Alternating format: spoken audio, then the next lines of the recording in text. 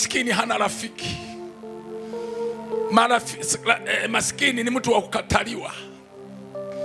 Hawezi kukaa na watu matajiri, hawezi kukaa na watu wenye heshima.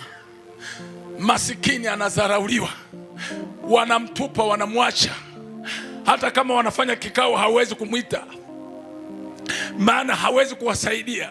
Kazi yake ni ombaomba. Sasa yuko hapa amechoka, yuko bini tabani.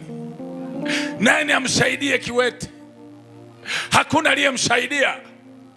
Lakini anaingia Petro aliyejaa roho wa Mungu, Petro aliyejaa nguvu ya Mungu, Petro aliye na maono na mafunuo, anayeona katika ulimwengu wa roho. Anaona si kama unavyoona wewe.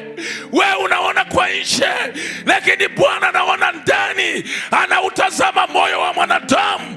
Maana anasema